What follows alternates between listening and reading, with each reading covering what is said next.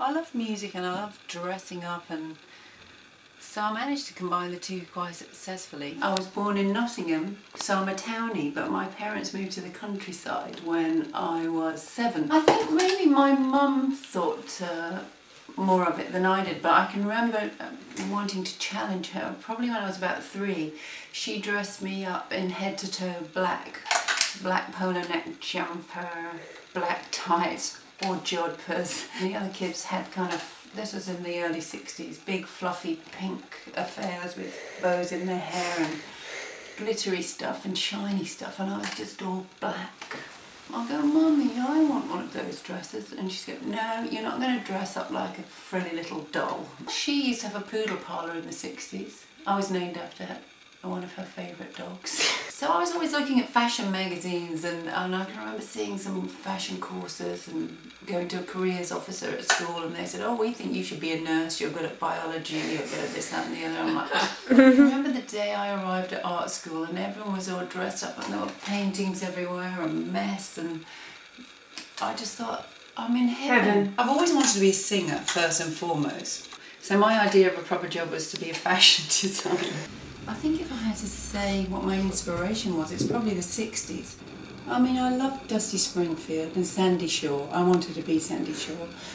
Dionne Warwick, Diana Ross and the Supremes. There were the Beach Boys and the Beatles and the Rolling Stones. And at the same time there was Twiggy and Mary Quant and that whole 60s explosion. I got together with them, Swing Out Sister, kind of by accident, because their manager reluctantly took me to do some demos up to Manchester because he shared a flat with me.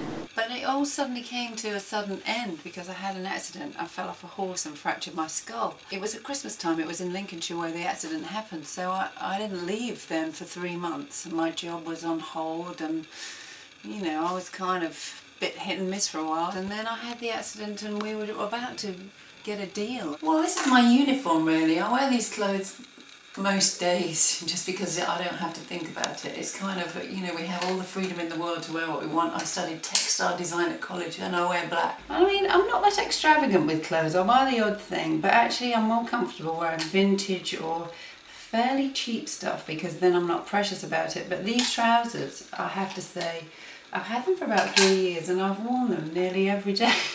Well, this is a vintage find, but it was kind of a posh vintage find. And it's a long run dress.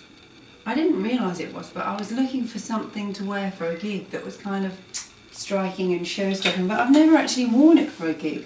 This is from Japan, and when we first signed our record deal, that was the first place I wanted to go. I had had this obsession with Japan since I was a small child. I always like to wear bangles. They're collected from various places. I think these ones are only from somewhere like Topshop, but I've got lots of curtain rings, and I've had these since I was quite young. My mum had some old curtain rails with wooden curtain rings, and every time I used to go home when I was at college, this is when I was 17 or 18, I'd unhook another one, and eventually the curtains were drooping in loops. I think I buy things in a real rush. I feel guilty buying things. I think I should just make do with what I've got. Our first album went to #1, and that was pretty amazing. Wow. We weren't even in the country. We were in America at the time doing a radio tour.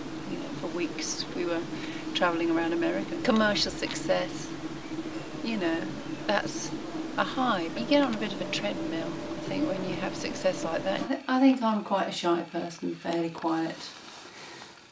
I'm not really an attention seeker, which might sound strange coming from someone who performs. I want to do it with other people and I want to create something to share, I think. That's probably more the reason. Once you're on stage, you're free to go off and improvise and forget about everything. And it's a great feeling, and it's just such a great way to see the world. When you've had a near-death experience, I think it jolts you into thinking how precious life is and how little time you really could have. So while you're here, you better chase the things you want to do.